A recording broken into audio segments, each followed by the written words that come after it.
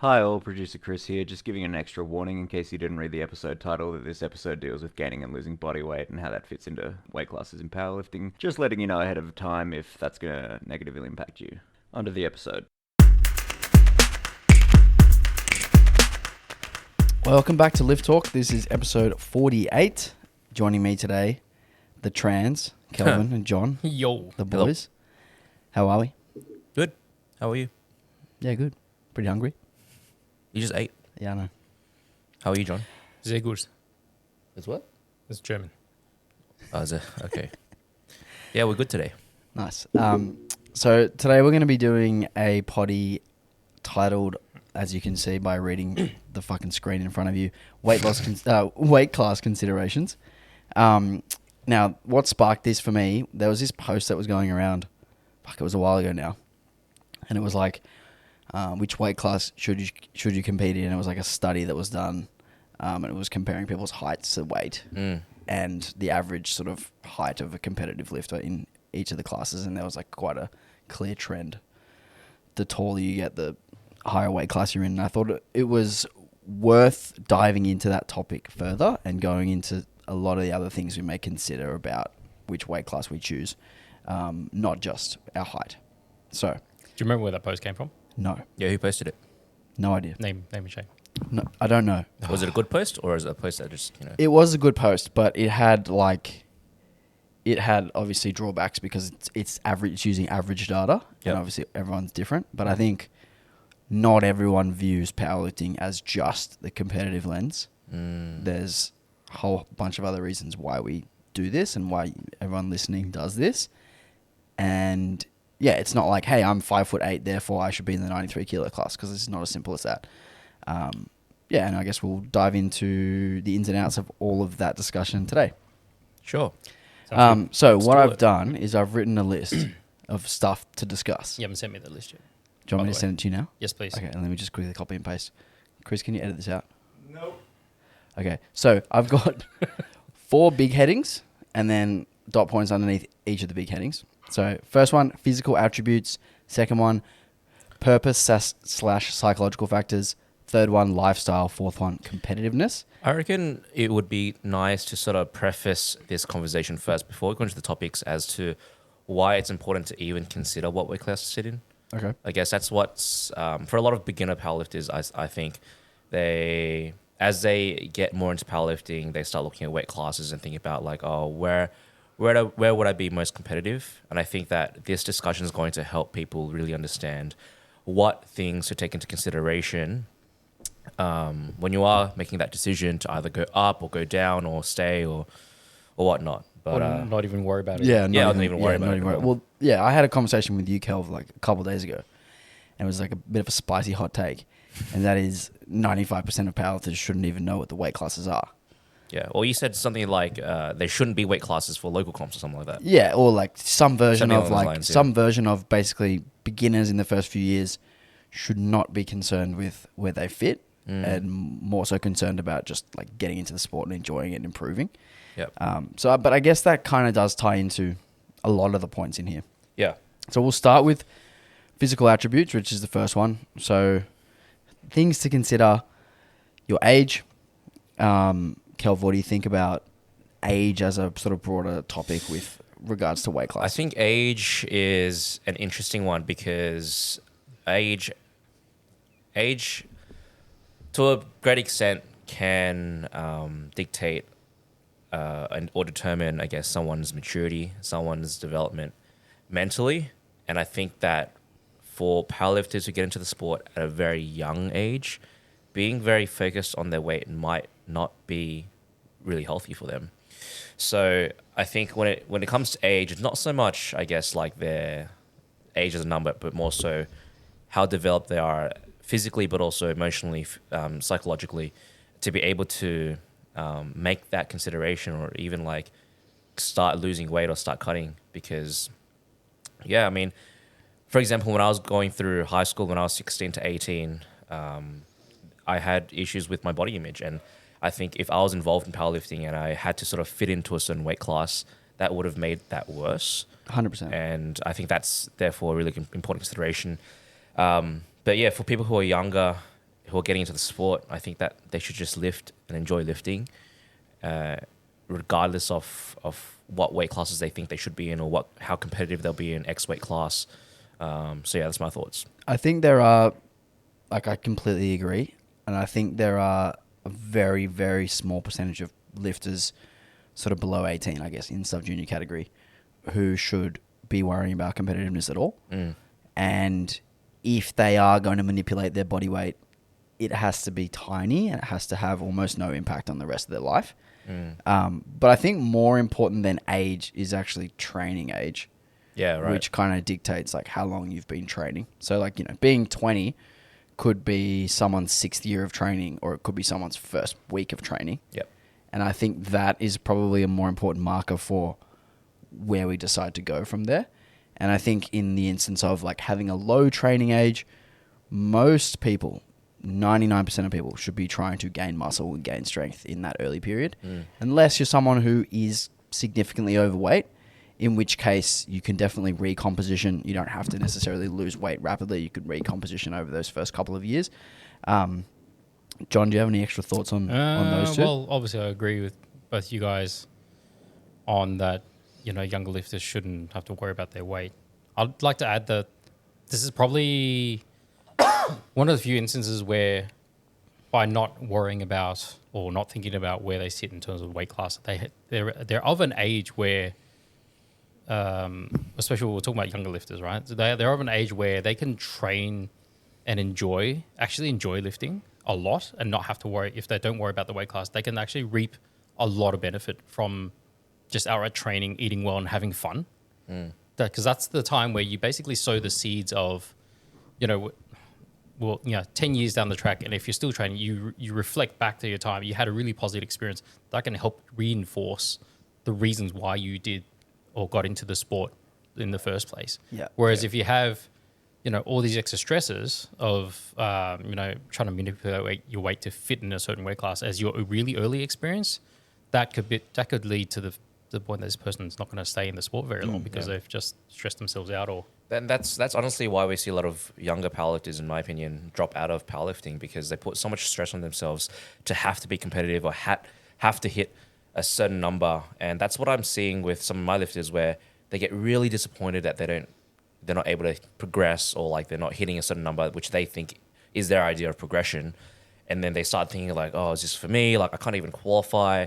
Things like that, when the reality should just be training and enjoying training for what it is. Yeah. Yeah. And I guess the final point to that is like, in those first couple of years, the amount of progress you can make from a body composition standpoint is like light years ahead of any other period of your life and your training life. So if you are not taking advantage of those newbie gains, having that, elevated testosterone, having that period of your life where you're going to make more gains than you're ever going to make in your life, you're not taking advantage of that. You're going to look back on that period and be disappointed that you didn't as well.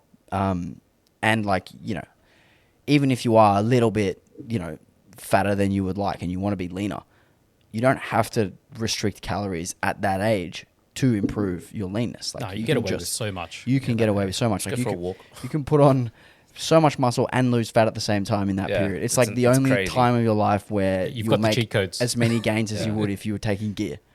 And I certainly regret not taking full advantage of that in You don't think my you did? younger years. No, I don't. Definitely not. Did you play a lot of like sports and footy and stuff? Yeah, I did. But when I finished school, it was like very like bro aesthetics focus and like, trying to stay lean and that kind of stuff. And it definitely held back the amount of muscle I could have put on in that period. Sure. Next little sub point under physical attributes is your height and leverages. So obviously if you are someone who is really tall, you're not going to be a 66 kilo lifter, or in the female side, a 57 kilo lifter. Like, it's just not going to be possible. Likewise, if you are a 5'0" male, you probably shouldn't be a super heavyweight. What's your experiences with like super tall, lanky people, and being in a lighter weight class as a coach? If you've had any experience with people like that. Well, from a purely biomechanical standpoint, the amount of muscle you have to have on your frame if you are that tall to actually move some tin, like a good amount of tin, because your range of motion is going to be so big. Yeah. The Like, levers are. Yeah, your levers are, unless you have a good amount of muscle on you, like you're going to struggle. And, you know, if you compare people you're competing against, you know, if you're 100 kilos and you're 6'5", and the person next to you is 100 kilos and he's 5'6", like he's going to have a shitload more muscle than you just because you have so much more weight in skeleton. Yeah. You know, he might have 10 kilos more lean tissue than you do. It's going to be hard to compete with that person. My experience coaching those kind of people is like, you know, usually powerlifting is probably not the best sport for someone who's built like that, but you can still make crazy progress. Yeah. I think the important thing with someone who's like really, really under muscled and quite lanky is to not try to rush the weight gain process, because obviously they will want to gain weight in order to get stronger, and that would be the best idea for them to slowly gain weight over time. But if they're, you know, let's use the same example, 6'5", and they're 100 kilos, and you're saying, you know, you need to be in the 120 class, gaining 20 kilos in a year is probably not a very good option. It should be done over a, you know, longer period than that. So I think that's probably like the recommendation there. And I think this is probably a point for later, but having like a very good understanding of this is a personal journey, and like trying not too hard to compare yourself to others around you. And also trying not too hard to fit in to a certain standard or a certain like what's the word, assumption or expectation as well. Yeah. Yeah. Because you might be miles off of your ideal weight class, you know, referencing this chart that we spoke about at the start. But that doesn't necessarily mean you need to be there right now. It might be a 5-year project or longer. Leverages, John. You added this one to the points list. Do you want to elaborate on the importance of like thinking about our leverages? I brought up the point earlier about, so for example, yourself, where you felt like being in 93s actually affected your leverages for deadlifts. And now that you're significantly lighter, since probably that last comment a couple of podcasts ago, or whatever it was, how do you feel now that you've dropped some weight? Like, how does your deadlift? Yeah, deadlift was the one when I initially gained weight that felt horrific. And it took like a long, long time to feel normal, or I guess like find my groove. And now since going back down, I'm not all the way down yet. I'm still working on it. But yeah, deadlifts feel heaps better. How do you measure that? Like just from anecdotal. Yeah, I think at this point, like when you have enough experience, you can kind of feel it. Okay. Like you get to the bar and it's just more comfortable in that position. Yeah. Are you able to get into that position better? Yeah, that's the thing, is like it's effortless. I almost just fall into that position as opposed to like kind of squishing myself into that position in a way. Yeah. Yeah. I think that's an interesting point to bring up, because a lot of our conversation so far has gone about generally people going up a weight class based on their height. And for example, like yourself, you've gone, well, I've done that. I'm going to cut down to get a better result here. And that sometime may be the consideration based on, I suppose, obviously your leverages, like your limb lengths versus your torso length, but also like how you've been training, your positioning and your technique that you have by default means that you get into better position because you're lighter. Yeah.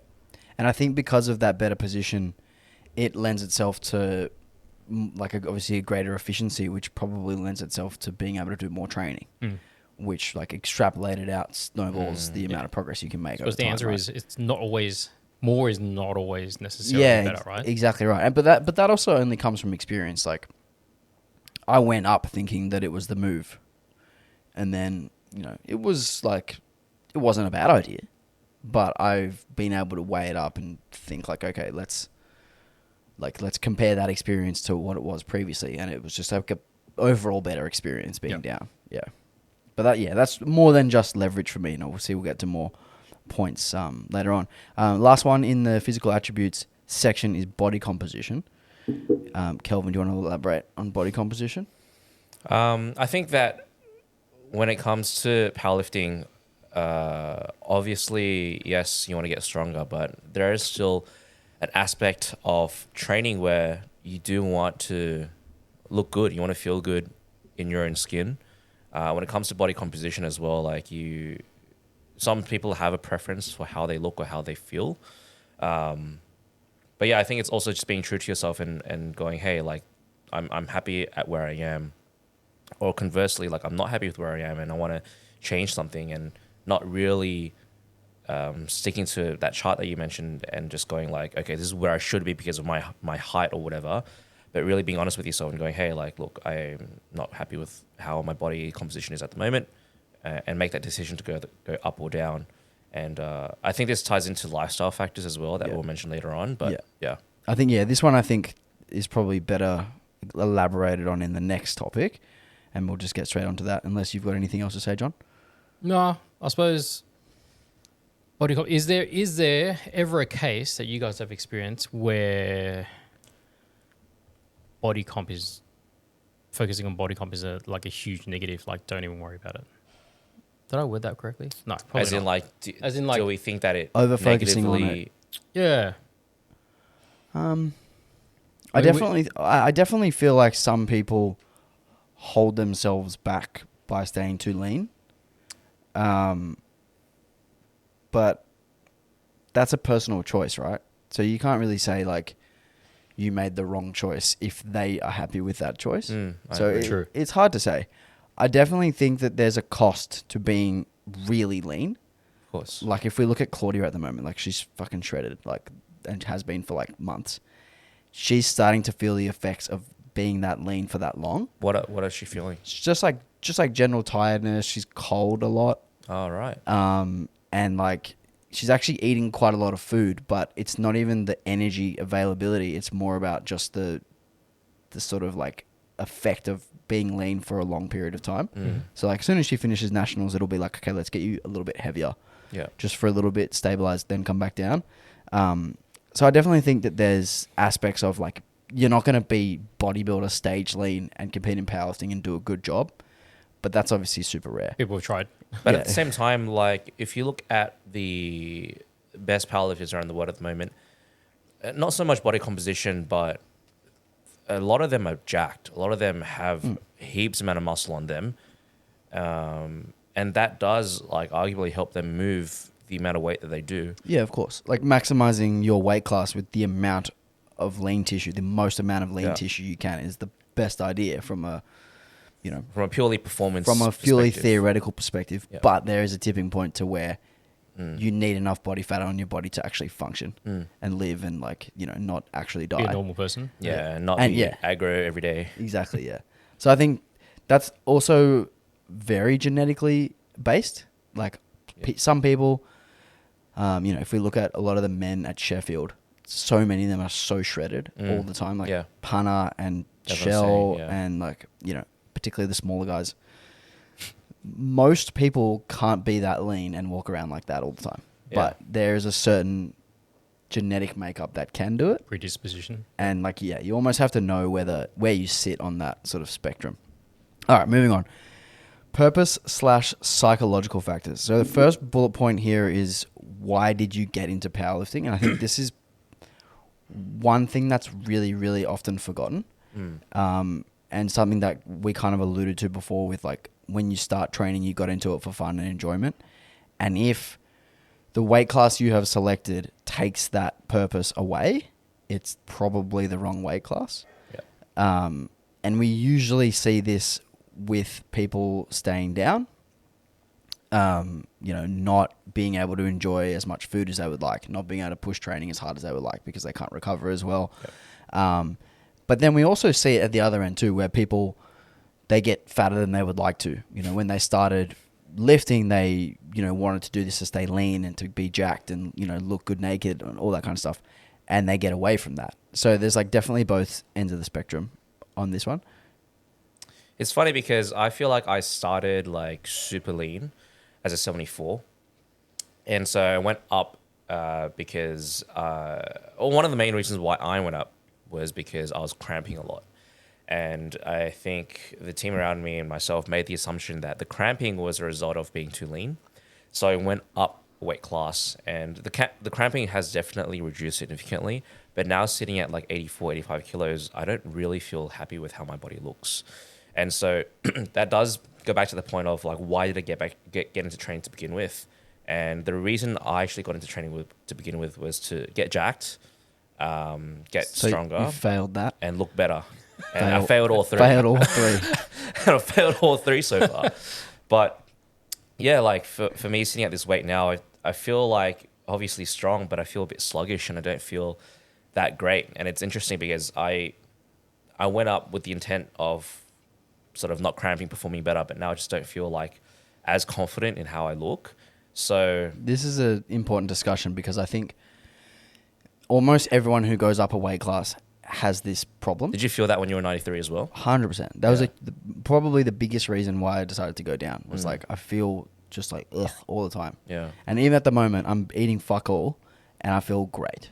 That's Like, good. I feel a bit tired and hungry, but like I feel physically in my body so much healthier and better. Do you think that's mental or physical or both?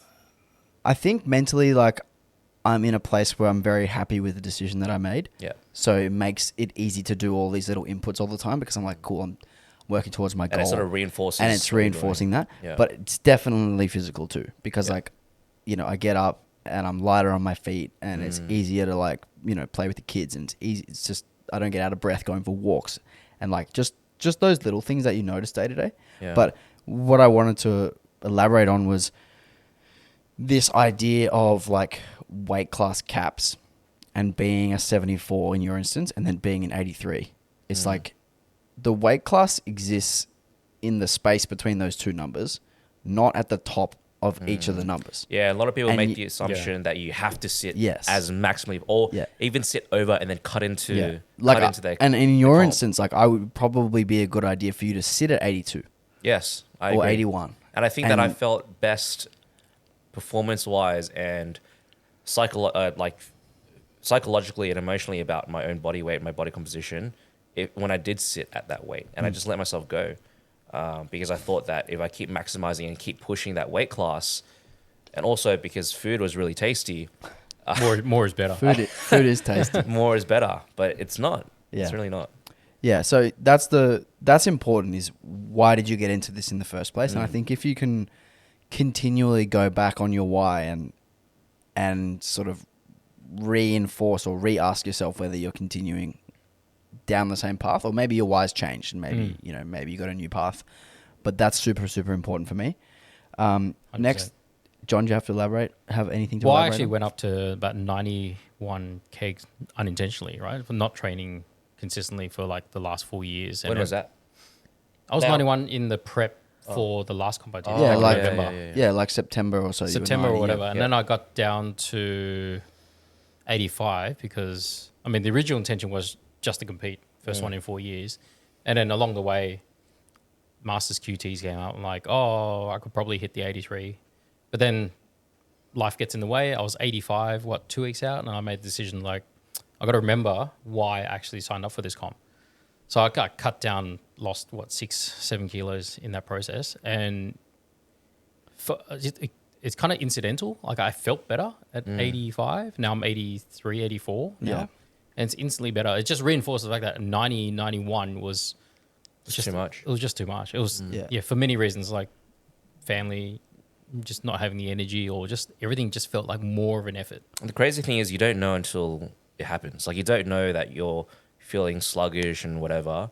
It's not really obvious to you because it just becomes the norm Yeah. until you make a change and you Totally. go down Yeah. or you go up potentially. Yeah. And when you always hear from, you know, people like us, oh, go up, you'll feel better, you'll feel more energy, you'll be eating more food, you'll be recovering better, training will be better. Theoretically, it makes sense. It does make a lot of sense theoretically, but it's not always the case in practice. Yeah. And I feel like everyone has a tipping point. You know, like for you, Kelvin, it might have been 84 kilos, right? I think it's like 82 to be honest. Yeah. Yeah, something like that. 83. That point. Once I go past it and where I'm sitting at now, it's like I feel gross. Like I sit, even for example, like I sit in my car seat, right? I feel like Squishy. my belly's over my seatbelt and those little things like that, or like I feel the crease under my titties and stuff like that. Like those little things is honestly the truth, and it's like Yeah. I don't like. I have a similar thing. It used to be the case, as soon as I crept over about 88 kilos, Yeah. Greta would know instantly because I would snore. Like, no joke. I'd go 100 grams, 200 grams over. I'd automatically start snoring at night, and then I'll be like having poor sleep and everything else. And you Angry wake up wife. on the couch and you got kicked out. You got kicked out of the bed. House is empty. Yeah, I think that's a point that I didn't write down, but I think really, really important is that the weight class doesn't mean you have to you don't have to weigh the weight class, I guess. Yeah. No. You don't have to be 93 if you're a 93. You don't have to be 83 if you're an 83. You can be somewhere in the middle, and you can find your comfort point, and you can find, you know, where you feel best, perform best, you know, leverages in my case. Heaps of considerations there. And I think also people get caught up in the whole like trying to maximize performance mindset. And so that's what gets them into the idea of having to maximize their weight to be as But competitive you could as leverage possible. that in that saying, for example, that you're in transition on putting on lean tissue to get to the weight class. So the focus is not getting on the next weight class. The focus is on maximizing your performance. Yes. And your weight inevitably will go up as you put on more lean Yeah. tissue. Yeah. I think if you just reframe that, that would be a lot more Yeah, helpful. I agree. Yeah, it's not bulking, it's fueling training, fueling Yeah, recovery. it's not go mad. Yeah, yeah. No more gallons of milk. They don't do that anymore. I don't think so. I still remember seeing someone do that after weigh-ins. I think- a full white loaf of Sunblest post weigh-in and 2 liter milk. Did they spew on their opening squat? No, they were bench only. It So. wasn't Manjot. Huh? It wasn't It was Manjot? not Manjot. Shout out Manjot. Next point. How important are aesthetics to you? So this is what we were alluding to before with body composition. Do you want to take this one on, Kelvin? You're the I ex-bodybuilder want to here. be like Ziz, bro. No, I feel like alluding to what I was saying before, where like I feel same example. I sit in my car and my belly goes over my seatbelt. Those little things. It's not really as sort of like bodybuilding aesthetic focus, but more so just my day-to-day things, like how I feel when I'm lying down, how I feel when I sit down. Like even here when I sit down now, like how I feel in this seat, how I sink into this cushion. Those small details kind of plays into my mind and how I feel about my weight. And obviously it's a personal thing and it depends on how comfortable you are with where you're sitting. But for me, in terms, if you ask me how important aesthetics are to me, quite a lot, personally. Obviously it's personal preference, but for me, I want to look like someone who actually trains. You know, sometimes you see a powerlifter and you see them come into the platform, you're like, this guy's never trained a week in his life. Because Michael Rand. Bro, he just looks like he's been on a farm. And If you put him down in, squats actually, I 310. think if you put him in a suit, He's fucking it would ridiculous. just be like a Farmer big wants a dude, wife. solid dude. He's, man, yeah, anyway. Shout out Michael. He knows his body. Shout out He Michael. fucking knows his body. And Yeah, he he doesn't does. need that extra muscle tissue. He's happy. No, he's killing it. But yeah, to me, honestly, aesthetics does play a big factor in my weight. And actually, right now, I'm starting to cut a little. Yeah, which join is- the which is crew. good. So Cutting For the crew. record, Kelvin, I think you look like you lift weight. thanks, John. Thank you. Only when you wear tight enough clothes. Yeah, I'll wear an extra small shirt next time. Yeah. Yeah. Yeah, for me, like, looking back at comp photos from my last 2 comps.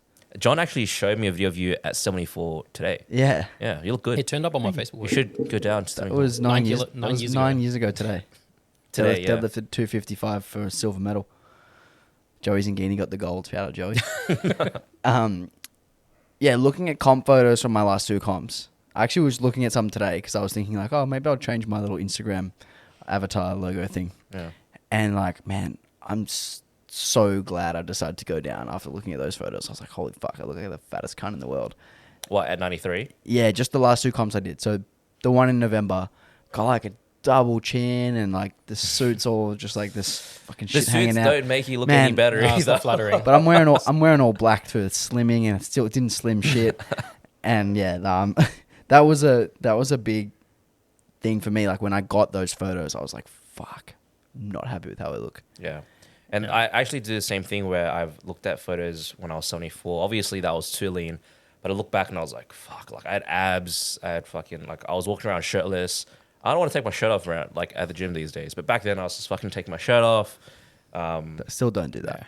I would. I will if I It'll if I have get kicked abs. out. I will. But yeah, Greta will kick me out. I will Though. kick you out. But I will physically remove you. But yeah, when I look back at myself, I'm like, fuck.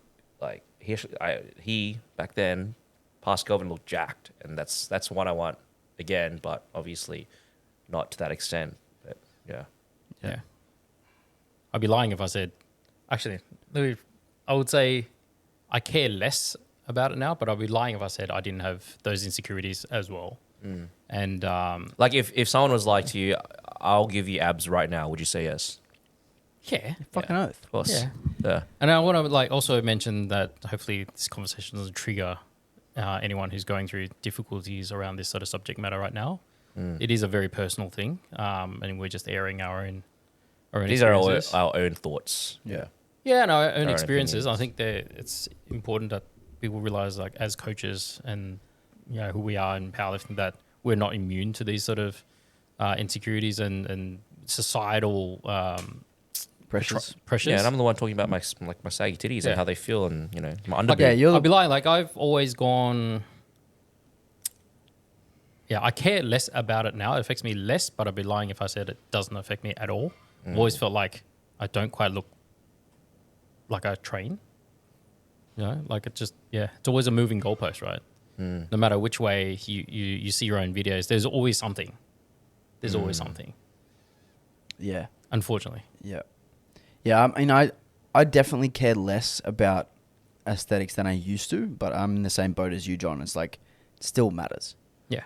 Still matters for sure. Did you, when you were 93, was that always a thought, like how you looked, and that played a big role? Because you said that you did change because you felt like your deadlifts didn't feel that good, but how you looked was also a big factor. Yeah. To going down. 100%. Yeah, right. Yeah, like even Or how you thought you looked, how you As a- perceived yourself. Yeah, and you don't really notice in the moment because you see yourself every day. And then you see a photo and you're like, ugh, don't like how that looks. Particularly now, how different I look now already, particularly in the face, versus like I've already lost 6 kilos, and like my face looks completely different in my opinion. Yeah. Like just looking at photos. Yeah. Interesting how that all works. I think your face looks good. Thank you, Kelvin. You're welcome. Although speaking of, we need to get a new photo of us three for the thumbnail I'm because still in a jumper. I'll look the same. I look horrendous in that. I'm wearing a jumper in 30-degree heat in that photo. All right, next one. Where do you feel most comfortable mentally and mentally/psychologically? This is pretty similar to the other one, but I think like, just having that sort of assurance from yourself that you're in the right spot can snowball into how you feel when you train, how you feel when you eat, how you feel when you sleep, and just like ticking all those boxes on a day to day. That can be really, really important because like if you feel like you belong somewhere, I think you're gonna sort of make a better effort at it. And also, like, if you feel like you're confident in your own skin, then you're probably going to be confident in your performance, and you feel confident, unracking the bar or stepping onto the platform, and that all plays into how you perform as well, overall. Yeah. I think you guys covered it. I don't know what to say about this one. I think we did talk about this. It ties into your perception of yourself quite a bit, and if you're happy with how you look, then that sort of behavior or that sort of attitude will end up reflecting on your performance. And it's not even just happy with how you look, but it's also happy with the other stuff, like the way you feel when you lift. Maybe it's just the actual, in my case, the decision to go down. Yeah. I feel great about it for a whole host of reasons, but it's enabled me to do all of the little things that kind of suck. Like restricting calories kind of sucks, and being super diligent with accessories so that I don't potentially lose any muscle. It's extra effort, but I'm really happy to do it because I'm really happy with my decision. Yeah, and you're sort of reaping the rewards of it and stuff. Yeah, and if I was to be staying up, I would have way more flexibility with my food, with my meal timing, with whatever. With, maybe I could skip an accessory here or there because I'm not going to lose muscle because I'm in an energy surplus. Like, makes all of those little things that are hard, that require effort over time, planning and scheduling and blah, blah, blah. It makes it easy to do all those things. Yeah, absolutely. So wait. So at which point did you decide that it was a worthwhile venture? Immediately. Okay. Literally the day I started, I was like, You fucking decided to oath. go on the harder road. Yeah. And that was one of the big reasons why was, which is the next point, which is motivation. I wanted to do something hard because I felt like I needed some sort of pursuit. Having 2 kids is not enough. Not hard enough. Okay. I mean, like, I felt like I haven't pushed myself physically in a while. Okay. And that was really motivating for me because I've seen so many powerlifters do crazy shit and push themselves, and see my clients do crazy shit Did and push that themselves. basketball game that you played reinforce this decision? What's that? Remember that basketball game you played and you said it was horrendous because you were carrying so much weight? It was not just horrendous because I was carrying so much weight, but I couldn't fucking dribble, and I was like, this is embarrassing. And I'm sure no one else thought like this guy sucks and it's embarrassing, but for me, like based on where I was to where I was at that game, fucking just horrendous. But no, that didn't play into it. But like, yeah, as soon as I made that decision, it was like, and it wasn't just like a thought and then it was like, cool, I'm doing it. It was like bubbling in my mind for weeks and weeks and weeks. And then I had a conversation with Shania, conversation with Matt, and they were both supportive. And then it was like, as soon as we decided to start the diet, it was like, bang, we're on. I think it's worth highlighting that if you have a coach and someone that looks after your diet and nutrition and like a team or just some well-informed, trusted people around you, that it'd be worthwhile consulting other people too and getting some sort of a variation of opinions and ideas of whether or not it's a worthwhile trade-off. Sure, And not even just like, hey, I want to do X, Y, and Z, but like explaining to your coach how you feel along the way so that they can perhaps provide the suggestion. Yeah, and feel supported, right? Yeah, Because yeah. it can be a hard road. Because if you're constantly, reporting, oh, I feel sluggish, like you, Kelvin. If you're constantly reporting, I feel sluggish, I'm not happy with how I feel. Weeks after weeks after weeks, coach should step in and go, what are we going to do about this? Yeah. Yeah, lay off And- the chicken nuggets. Yeah, maybe it's a dieting change. love Maybe that. it's I love the some other. nuggets. Maybe it's some other change. Yeah. But yeah, obviously having that open communication is always important. And just because, even if it's just a coach who handles your training only and not your nutrition, letting them know of this stuff, they're going to be able to provide suggestions. They might not, give you a diet plan or macros or whatever to follow, but they can sort of push you in the right direction. And also refer out too. Yeah, yeah. The last one here is the motivation, which we kind of slightly touched on. But if you feel like what you need in the very short term is to go through a diet or go through a period where you're maintaining or go through a period where you're going up a class or down a class, whatever. If that is motivating enough for you and worth the trade-offs, then I think it's a valuable Yeah. We mentioned exercise. this in another podcast where it's like if the motivation is there, don't not listen to it. Like take advantage of that motivation because if it's not going to last forever, it's not going to be there forever.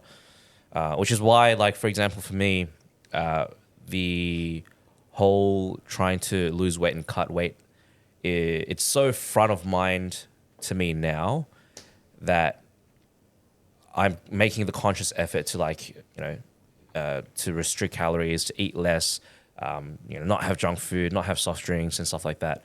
Because I'm motivated. It's been sitting in my mind long enough for me to go, okay, I need to do something about this now. Otherwise, I'm just going to continue to being the same person that I am now, unless I make a change. Yeah. Go with your gut feeling.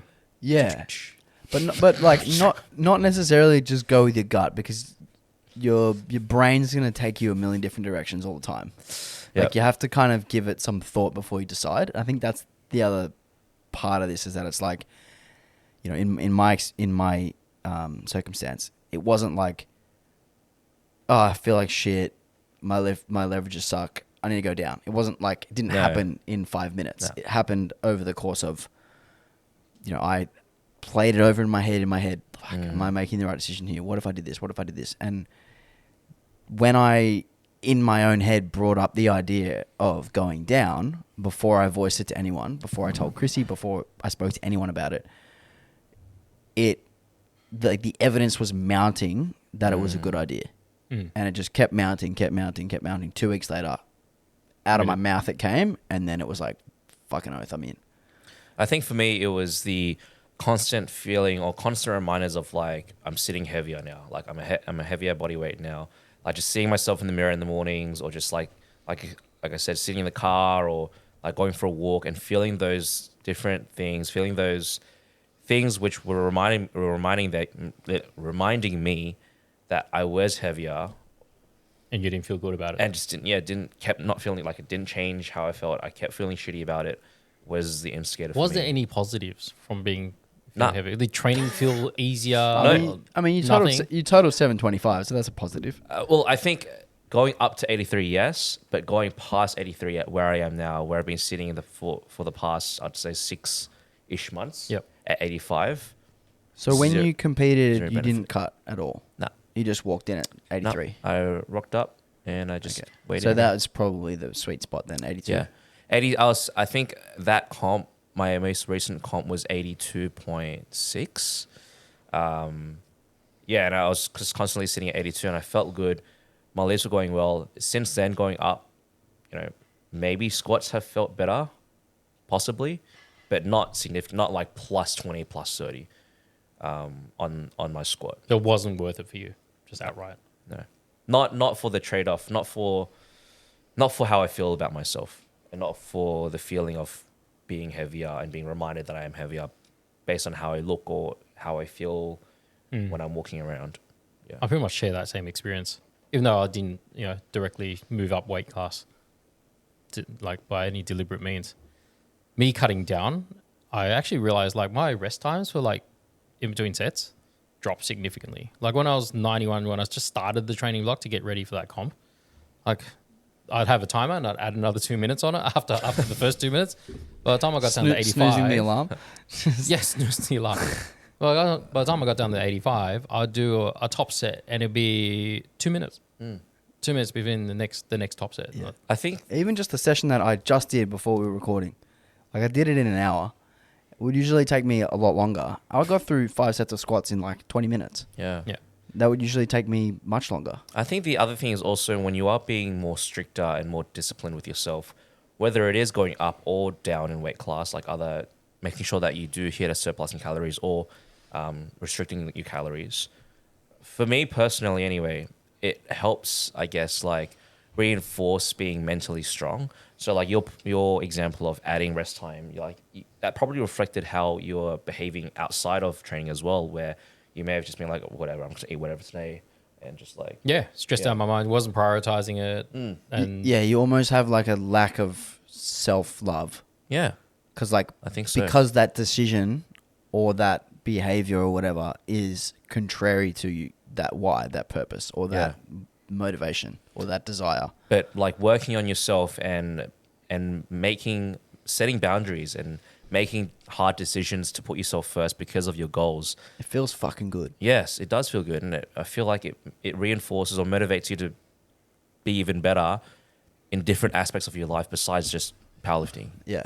Like one of the things that I'm really loving at the moment is finishing my food for the day, still being hungry, wanting to eat more food, not eating any more food, and then going to bed and being like, another good you day. nailed it. there's a feeling there as you go, yeah. It's like worth the hunger. Do you think it's like you won the battle? Yeah, like it's like want- I overcame the hard thing for the day. Yeah. I ticked off another day of doing something that was hard but meaningful and taking me towards my goal. Like I didn't want to do that. Yeah. I didn't want to restrict my food. Like I would much prefer to eat fucking pizza and Krispy Kreme donuts, but I didn't do that. And because of that, I'm taking myself where I want to go. So we're all turning into pseudo bodybuilders. Just not committing to the tan. There's so much value in I can hear that. there's so much value in doing hard shit. Sorry.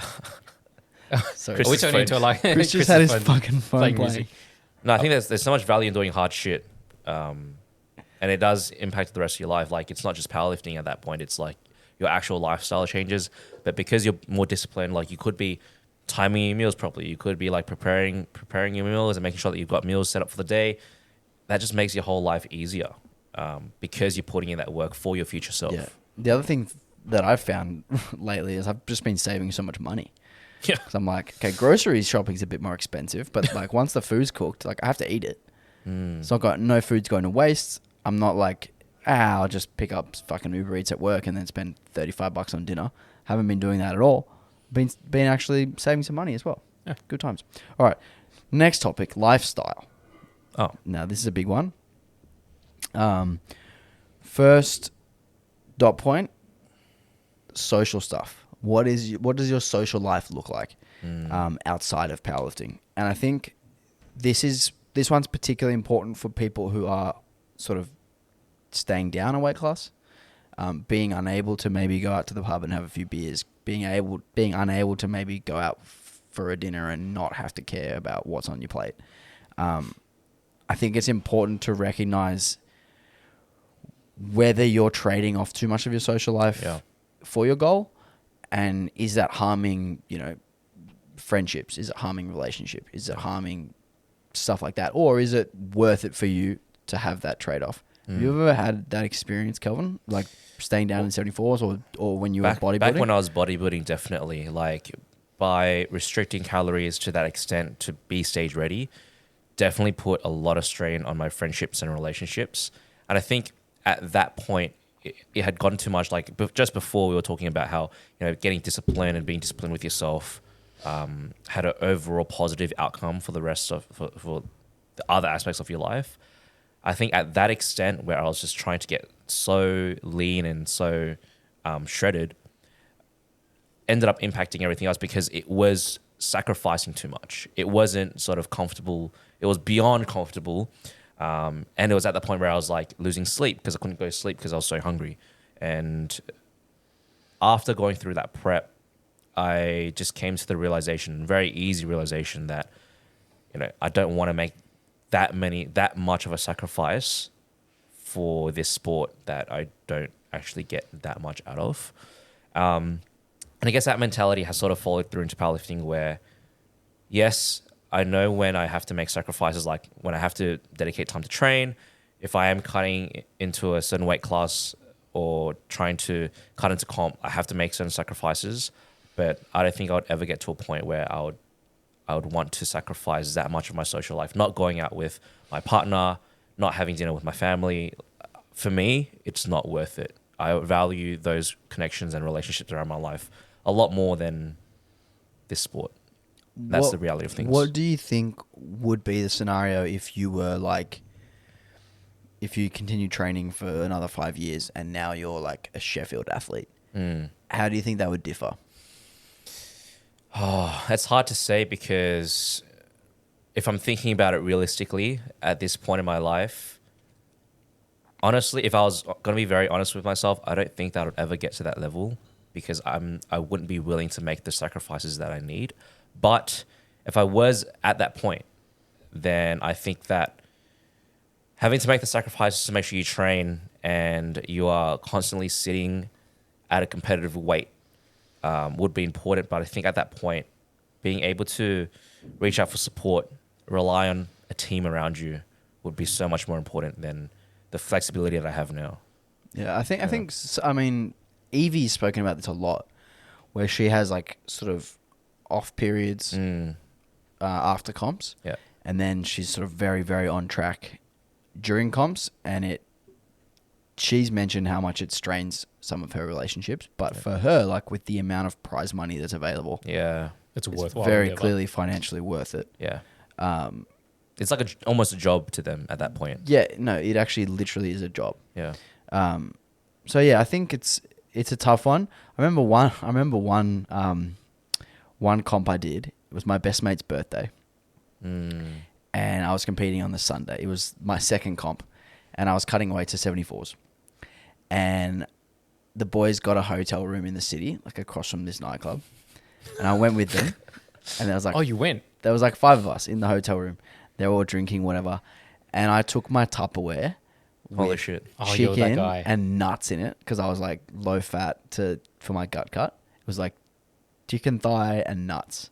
That was like my meal. They let Wow. you take it in? Huh? They let you take No, it no, in? not to the club. Oh. I went to the hotel room before. I was gonna it's say. Tupperware to the club. And they were, the boys were all just having beers and hanging out or whatever. There was like 5 or 8 of us there. And I was just there, just like chilling. And I was like, all right, it's 8 o'clock, which is the time that I'm supposed It's to have dinner my o'clock meal. time. Go and It's Tupperware time. go heat it up in the microwave, eat it. And then I left at 9 and all the boys went out. And I actually felt similar to how I've been feeling recently. Like, cool, I did the hard thing. I ticked the box. But now I look back on that, I'm like, fuck me, I missed out on a night with the boys. Yeah. Classic. It was actually after the chicken and nuts, I had, this is like, I don't know if people do this anymore, but I ate a lemon, which was like a natural diuretic, which helps you helps you see. continue losing weight. That was like it was a strategy for like a gut cut that people used to use back I think in it's the just day. a case of, People still do that? I think it's the acid in the lemon just upsets your stomach and you just go to the bathroom, right? I don't think Is it a diuretic? it's not a diuretic. Well, coach at the time, Hanny, he said it was a natural diuretic. Alcohol is No, diuretic. it's not a diuretic. I don't know what he meant, dude. I just Correct did me. what I was Anyone told. who's an expert actually I correct me just if did Yeah, I'm what wrong. someone I- correct us. I I'm just pretty did what sure I it's was just told. lemon, We the acid. understood. A makes you salivate and to counter the acid, and B. Lemon Does it? juice is. Yeah, we go. Chris There just you go. confirmed. Go. So I said, Stand but corrected. he was like, eat the whole lemon. So I had to eat this lemon while the boys are having beers. Next thing you know, next few comps we're going to be at, we're going to see people just So people sucking on eating lemons. I'm going to sell bags of lemons on the front. Okay, next thing is, do you have any other hobbies outside of powerlifting? And in particular, are they physical hobbies where, in my instance, like I was playing basketball when I started competing in powerlifting. Staying down in weight classes was really helpful for me because being heavier and heavier on your feet, running around, running up and down, jumping, landing, not good. So I think like definitely a lot of people who would have, maybe a running hobby or they ride a bike or they play a sport, team sport, whatever. Staying down in a weight class that's probably below what that chart tells us was probably a good idea because that sport probably requires like a lighter body weight, a lighter body composition than powerlifting does. Do you think that someone else? Do you think powerlifters can have a hobby outside of powerlifting and still be good at lifting and still be strong and still be like Totally. I think they at can. the top? At the top, maybe not, but like pretty I think close. if you plan it correctly and you taper off the other hobby, like there's times and places where you taper off certain activities, like when you're peaking for comp.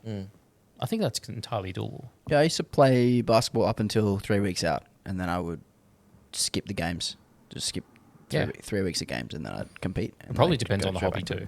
How Yeah. much physical demands, Yeah. if it's physical. Like Liz Craven still does CrossFit once a week.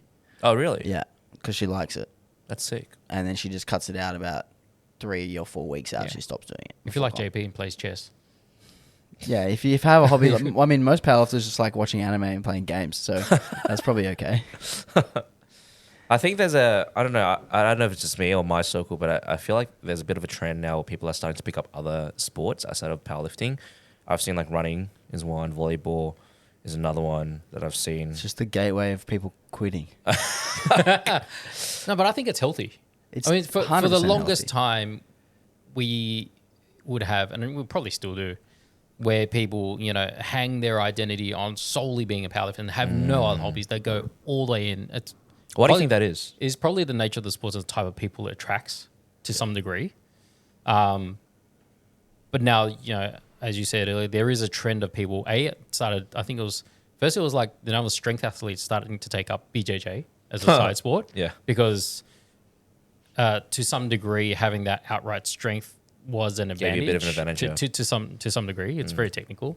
And then, a lot more sort of strength athletes started taking up running. And that's sort of opened up the gates for people to explore like volleyball. It sort of gave people permission, like seeing other people start to pursue other hobbies kind of gave other powerlifters permission to go. I don't explore really things. think this is new in the slightest because all professional athletes, all athletes, even high school athletes, they lift weights and then they play sport on the Yeah, but weekend. in the powerlifting world, I mean, like it's not. feel This, like is, most this is not people's- new. This is not new for feel like- sports everywhere I else. feel like most people started with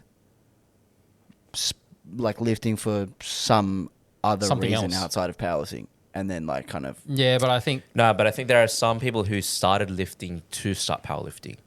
maybe more so now. Yeah. and they hung this sort of identity.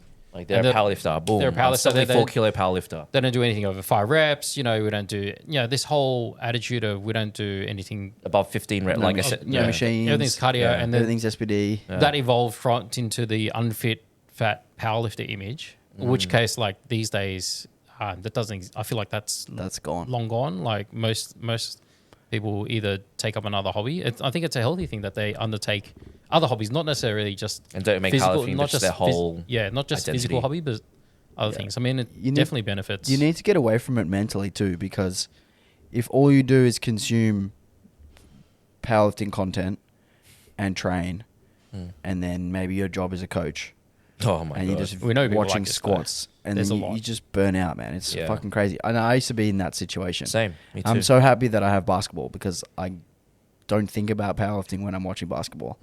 I watch the footy on the weekend. I don't think do you go about LeBron way you squat? Sorry? Why do you do half squats, LeBron? I mean, I can rant about that later if you like. Oh, you talking about the video of him squatting, LeBron? Yeah, you should coach him. I mean, he's 6'9". He's probably That's a not. long Gonna, way to it's squat. probably not His going half to be. squat is the same as my roll. It's probably not going to be a full very good idea for him to squat deep. And also, that video, he had a groin injury. He was doing literally Cossack squats to the side for adductor rehab. Okay. So That's cool. Also, I wasn't Stop of the opinion that stop he should shitting squat on the deeper. stop shitting on LeBron. LeBron's the fucking goat. What were we talking about? Having other hobbies. Yeah, I think I think a lot of new people who come into powerlifting, they see people like at the top, Agata, Russ, etc. Their whole And life. they are professional powerlifters. So their whole life is powerlifting. So these people They can afford to make their whole life powerlifting. Yeah, exactly. But We've these gone off on a people tangent. look Though. up to How does them. this relate to weight class consideration, though? Well, Ross Swole. true. Ross Swole. We've gone off the tree. We have fun. Yes, you should have other hobbies, and the weight class you select should not hamper your other hobby if you consider it to be important. If it's not that important, that like if you're playing volleyball like some of Kelvin's friends, and it's not that important to you that you're amazing at volleyball, Yeah. you could probably go up a weight class and still be okay playing volleyball. But if you want to get better at volleyball, you want your team to win the volleyball comp, maybe being lean. You don't need to make that sacrifice. Maybe being lean will be help. It's also be, interesting when you helpful. see the hobby you do, the people that what they weigh, they're sort of like size and shape relative to powerlifting perceptions of size and weight. We'll go to a Muay Thai gym and I see this guy who's like similar frame to me, similar height. I'm like, oh, so like how much do you weigh? And this was when I was weighing 90. He was like, oh yes, 74. I'm like, whoa, No, John, that's just your body dysmorphia 100%. telling you that you're tiny. Fuck, I have that all the time. I like see someone like at a local comp or whatever, and I'm like, oh, that guy looks like me. He's probably a 93, and then he weighs in at 74, and I'm like, fuck. I think I'm so small. It's embarrassing. Last one is like, what about your lifestyle factors, like your job? Do you have children? Is there stressful stuff in your life that makes it maybe harder for you to plan your food, harder for you to diet, harder? Sorry. Is there stuff going on in your life that may get in the way of a weight class that you decide to do? Have you ever had any experience with that kind of stuff, John, Kelvin? I don't have kids. I'm sure you can relate to it. Kids, for sure, or kid in my Yeah. case. Because you try to develop, when you have children and family, you try to run a routine. Just when you think it's down pat, there's always a spanner in the works just to throw everything out. And sometimes, you had dinner planned and guess what? That's not going to be for dinner tonight. We're going to have to get chicken nuggets or whatever because A, there's no time. Dino nuggets. Child is throwing a tantrum and you just need to eat and put him to bed and be done with it because you're like your mental limit has been reached and you just got to get it done and put him to bed. And sometimes like that, you just have to learn to accept as a parent that that's what it is tonight. We just got to knuckle down, get it done, and that's it. And unfortunately, having family and being a parent trumps whatever weight class I'm going to sit in. Right? That's just it. That's probably the biggest one. I'm pretty lucky me. in that because I'm here a few nights a week, I'm not home for dinner. So the kids don't expect me to eat dinner with them, but Chrissy always eats dinner with them. So when I am home, I just like hang out with them while they eat dinner, and I don't eat, and I just wait and eat after. So like it doesn't get in the way for me, unless I'm like, you know, having my breakfast while Summer has her snack, and then she wants to fucking eat whatever I'm eating. So I've just tracked this meal, and I'm like, fuck, now I have to guess how much she's eating, which is an absolute nightmare. What I've actually started doing on the days that we go to swimming together is we come home from our walk, and I make eggs on toast. I make 3 pieces of toast and 3 eggs, and I cut one of them in half, and I give it to Summer. And I'm like, we're having eggs on toast, and she loves it, and I can track it, and it's good. Do you list her as an exercise, like minus calories in MyFitnessPal? Minus calories. Honestly, Steps. honestly, like you'll know this, John. If you eat in front of your kid, they want whatever you have immediately. Yeah. Like it doesn't matter. Actually, no. It doesn't matter what it is. It was not necessarily like that. She'll want something, but it'll be like an obscure version of mine. Oh, okay. So it'll be like, I'll have eggs and toast and whatever. And she goes, Papa, I want egg whites. Oh well, I'm like, I haven't experienced that. damn yet. you. No, go cook just egg whites. Forget your Nutri-Grain. Don't worry, I want egg whites. Yeah, last night I actually did eat with the kids, and I had like a beef stir fry thing that I'd made, and I put heaps of sriracha on it. And someone was like, "Daddy, can I have some?" And I said, "Summer, it's really, really spicy. You're probably not gonna like it." I gave her like a tiny little bit of rice, and she was like, "It's spicy. I don't like it." I'm like, "Good, I get to have all of it." Oh dear. Is there anything else in the lifestyle bucket that we need to consider? I think Job. the big one is just whether or not you're willing to make sacrifices in your lifestyle. But yes, job too. Like I work with a few clients who have really physical jobs, whether that's like doing a trade, and for them it's so hard. Honestly, so hard for them to put on some weight because they're moving around so much, and by virtue they just sort of sit lighter all the time, and potentially like if they sat a bit heavier, maybe they could get more out of their performance. But at the end of the day, like you can't change, or you can change your job, but it's not that easy. So I think that's definitely something to consider as well. Yeah. Cool. Job Yeah. stress. Thanks. Job stress. Shift workers, right? That'd be really tough. Mm. People who work in the hospitality and or health. Health industry, Industry or- absolutely. Yeah. That'd be absolutely crazy. It's just a case of Whether what or it's- not you can or can't, like if it's too much stress for you to cut weight because of your job and stuff, then maybe that's just not the best thing to do. change job. Change jobs. Get Quit. better. Change get better job. powerlifting. Change job for powerlifting. Change job for become powerlifting. become pro powerlifter. Make pro. powerlifting your job. Yeah. Cool. Okay. Final one. Competitiveness. Final. This is another big one. This is the biggest one. This is the biggest one. Probably. And we should start with the caveat that most people probably shouldn't be considering this as the number one variable to what weight class they pick. I feel like most people do though. And most people do. And Yeah. that's the reason why I put this one last, is because it probably applies to the least amount of people. If your lifestyle's not in check, if your purpose and psychologically you're not in check, and if you're not sort of anywhere near the sort of physical attributes that you should be, shouldn't even be considering. Yeah, trying to be where you competitive sit is not competitively. should not be a consideration. Yeah, but Yeah. Competitiveness is the little rock and the rest of the big rocks. But if you've got your life lined up and you're super motivated and you are actually already strong and jacked and all the rest of it, then you can start to think about which class suits you best, and perhaps looking the classes on either side of where you are and figuring out sort of where they are and where you would rank in those and that kind of stuff. Kelvin, what's your first thought when it comes to weight class competitiveness and which one you would select? So, as you said, looking below and above where you are, and I guess assessing the volume, or not the volume, but like the competitiveness of the weight class and how many people are in that class and where you sit, where you lie, but also considering whether or not going up or down will mean a shift in your own performance too. I mean, we've seen examples of people going down and performing even better. Like Claudia is a great example. I think Chris Yip is also a great example. Brittany as well. Brittany as well, but also going up and performing better too. Josh Lanivier. Yes, and myself, like going from 74 to 83. Nah, you shit in both. But sorry. No, going So much 74 to love. 83. I'm kidding. Way better than me. And not cramping is another one. But that's the thing, though. Like, you don't know what will actually really happen until you're there. And you also don't know what you're missing out on until you change. Like, for example, you wish you were back to 83. Like you, for example, you wish you were back at 83, given that you've experienced 93 now. So I think it's definitely a long process and a long journey to figure out what works best for you. And sometimes you do just need to test it out, test the waters and see what happens, to see whether or not there is a shift in your own performance, first and foremost, and then how that compares to what everyone else is doing in that weight class. John? Kelvin pretty much summed it up, right? So Thank you. yeah, I don't know what to add to that.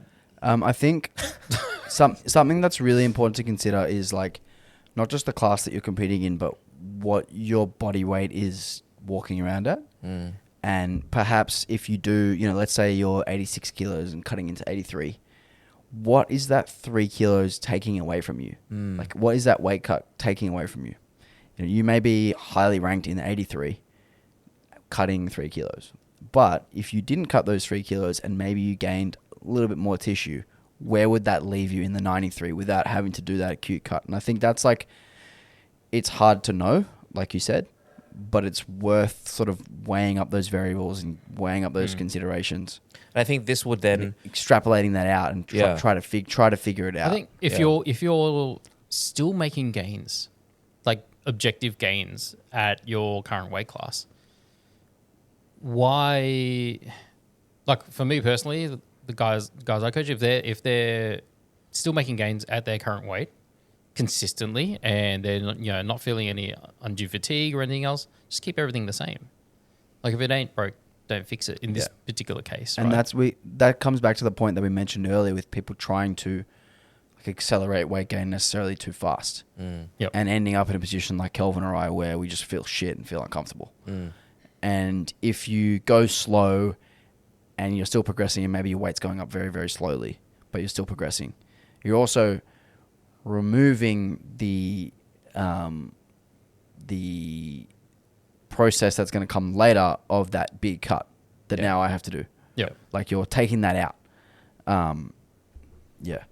I think, rate of progression is super important. Like if you are still making gains, That is the measure. That's the whole point of why you would consider going up Making or a down. Is that change. you want to make you give yourself a better performance to Yeah. be more competitive. And perhaps you've been in that weight class at the top of that weight class, cutting down into it for a few years now, and your totals are only going up a little bit, or maybe they're staying stagnant. Yep. Even if that means, I'm going to sacrifice some short-term competitiveness, it might be worth it to get that, initial bump and then a gradual. like Danny Lee, right? Yeah, he was at the top of 66 for a while, and then he took, I think, a year or 2 years to work his way back up to the 74s.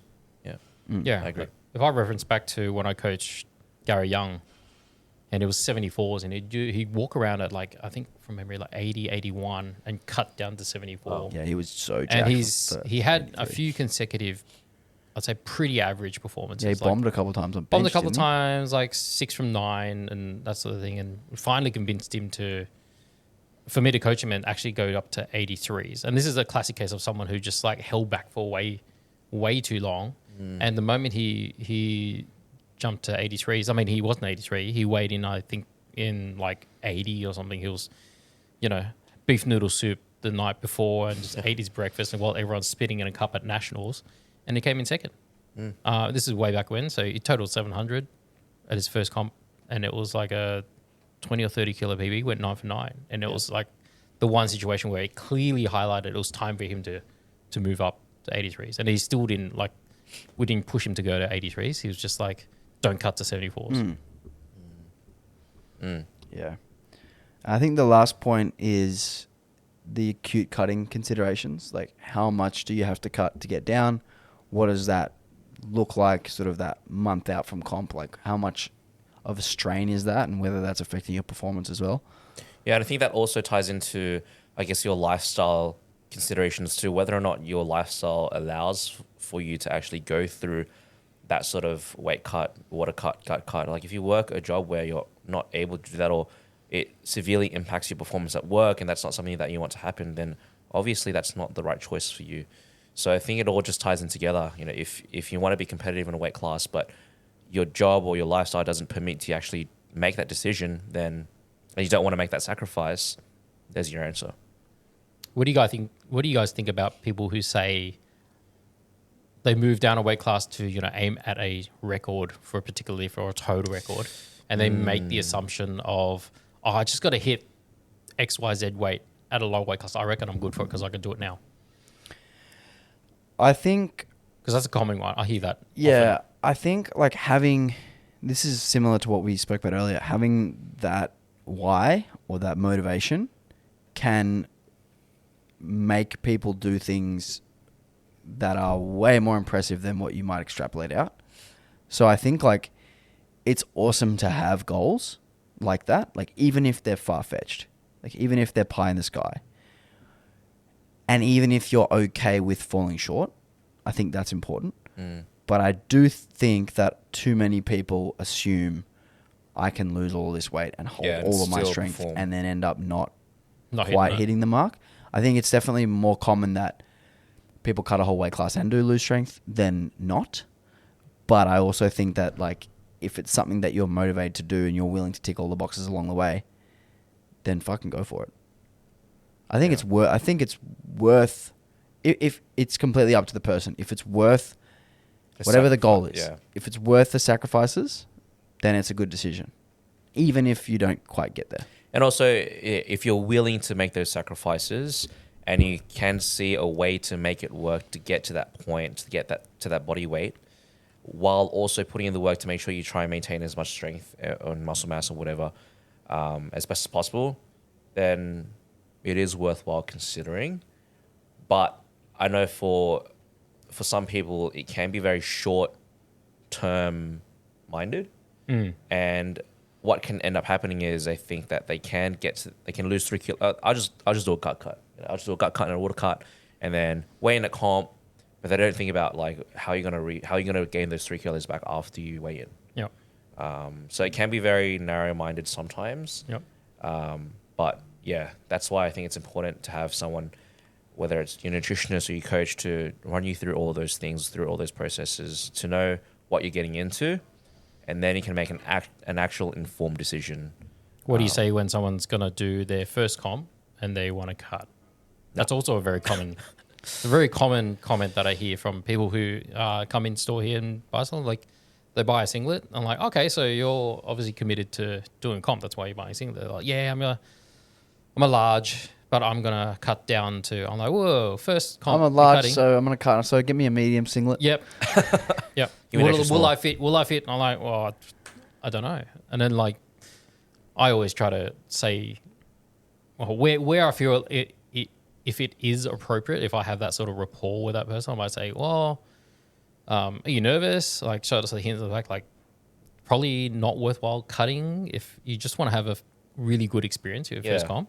But what would you guys say to someone if you I would encountered someone like that? 99% of the time be against it. Yeah. And the reason why I say 99% and not 100 is because sometimes people have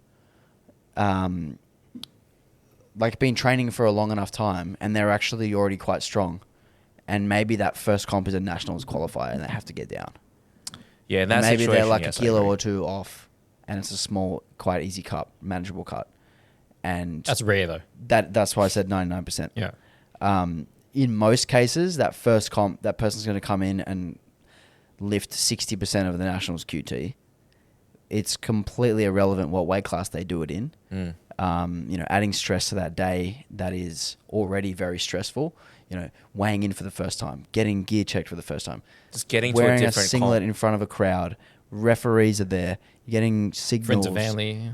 Probably new equipment because you probably haven't been to a powerlifting gym before. Probably a new space because you probably haven't been to a powerlifting gym before if it's your first comp. All stressful, all adds up. If you throw more stress on top of that, probably not going to get a good Sauna, result. Water cut. Yeah. I cut for my first comp. So. We can speak from experience, right? Yeah, I'm actually glad I did it. it was stupid, but I'm glad I experienced it. Mm. And I'm mostly glad I experienced it because it was probably the hardest cut I did. And it showed me, A, be more prepared, B, what I could maybe do better. Mm. And then I use that information going forward.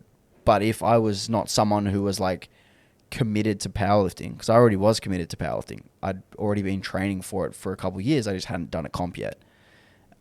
If I wasn't in that situation and I cut and I went through that shit experience of the cut, like I weighed in 600 grams over my first attempt and I spat 600 grams in like the next 30 minutes to actually make it. So it was a terrible experience, but it wasn't enough to turn me off the sport. If I was new, that might have been enough to completely And then someone completely tell, turn like me your off the coach telling sport. you need to spit, like you need to keep spitting, you need to make weight and putting that pressure on you. No, it was my decision. No, as in like if you're a new lifter and you had that pressure on you to have to like make weight, fuck, I would have been like, man, I'm not doing this next time. Yeah. Yeah. I think like that choice also gives someone agency over all of the decisions that like we alluded to earlier.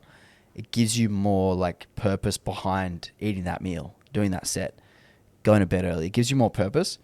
And I think a lot of people need that.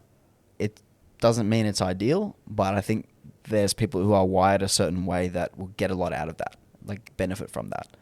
Going to our last point about competitiveness, I know that you coached Claudia and she recently cut a weight class to weigh in the class below what she usually sits at so that she can potentially go to Worlds. What if she'd cut weight and her performance did not improve or gotten worse? What would you have done? Well, she already had qualified at the weight class above. Yep. And her total at 52 would have qualified her anyway in the 57 class. Yep.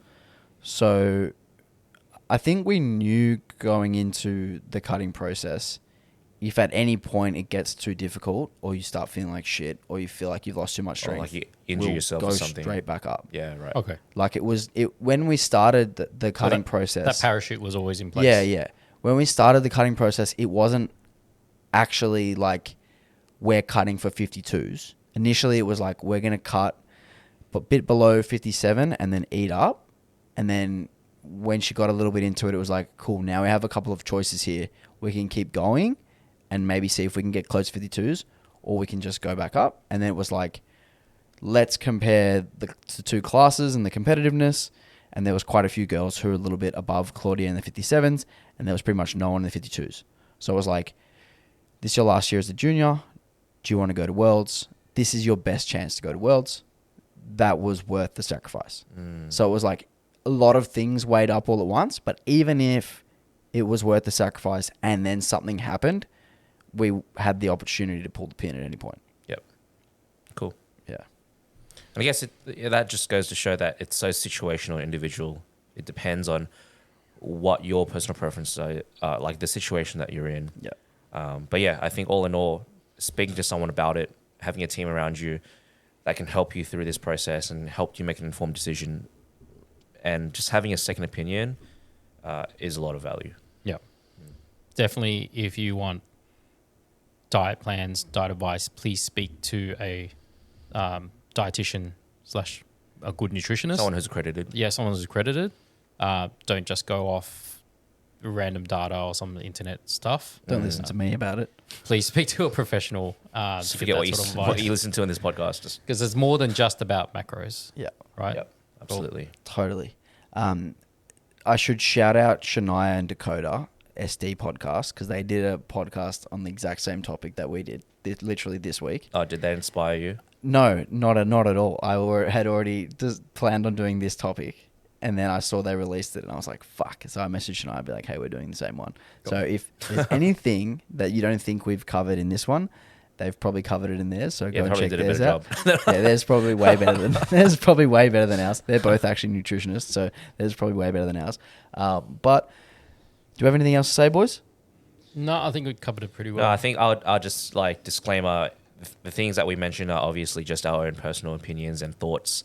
Don't take it as professional advice in your situation. It's very individual and very situational, but you're more than welcome to reach out and speak to us about your situation. maybe we can help you out, or we will refer you on to someone that we do know who can help you. Yeah. Yep. Sounds good. And if you got this far, were you going to say something, John? No, it's all right. If you got this far, give us a 5-star review on Spotify Yes. and leave a review. Share it with someone um, that you think will get a lot of value out of it. And share it. Yeah. And what is it? Like, comment, subscribe. Is that the thing? Yeah, Yep. like, comment, subscribe. And we'll talk to you next week. Ciao. Bye-bye.